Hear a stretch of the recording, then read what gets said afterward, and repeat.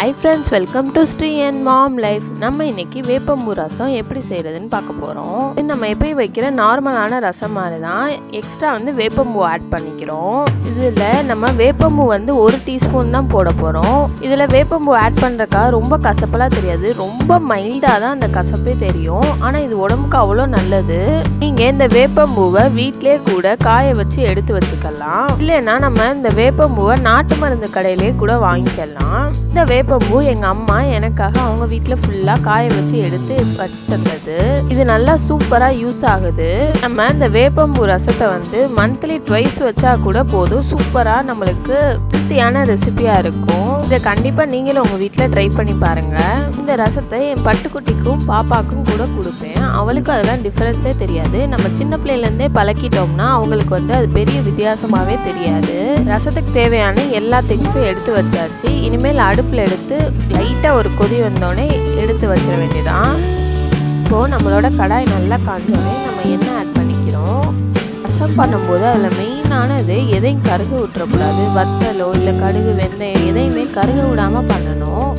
லைட்டாக கருகாமல் கூட நீங்கள் பார்த்துக்கோங்க. அப்புறம் டேஸ்ட்டே மாறிடும். நிறைய பேர் ரசத்துக்கு பச்சை மிளகா போடுவாங்க. பச்சை மிளகா போடுறதோட வத்தல் தான் பெஸ்ட் ஆப்ஷன். ஏன்னா பச்சை மிளகா சூட்டை கலப்புன்னு சொல்லுவாங்க.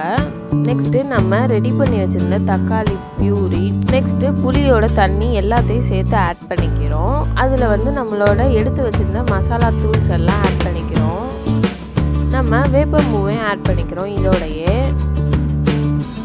வேப்பம்பூவை போட்டு கொதிக்க வச்சாதான் அதோட எசன்ஸ் எல்லாம் வெந்து உள்ளே இறங்குற மாதிரி இருக்கும். அதனால தான் நம்மளும் வேப்பம்பூவை இப்போ போடுறோம்.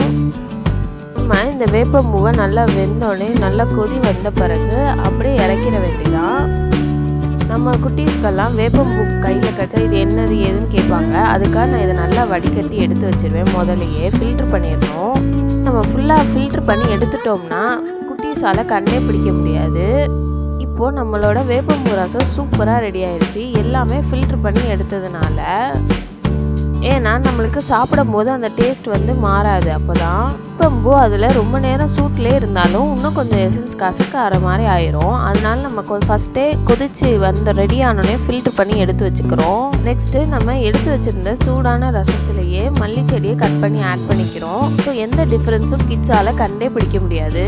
டேஸ்ட்டும் ரொம்ப மைல்டாக தான் கசப்பு தெரியும். நம்ம ஏதாவது காய் வச்சு சாப்பிடும்போது கண்டிப்பாக அவங்களால கண்டே பிடிக்க முடியாது. நீங்களே இதை உங்கள் வீட்டில் கண்டிப்பாக ட்ரை பண்ணி பாருங்கள். வேப்பம்பூவை நம்ம வெயிலில் காய வைக்கணும்னா நல்ல இலை வெயிலில் காய வைக்கணும். ரொம்ப சூடாக இருந்து அடிக்கிற வெயிலில் காய வைக்காது. For watching the video, subscribe to our channel for more videos. Tata bye.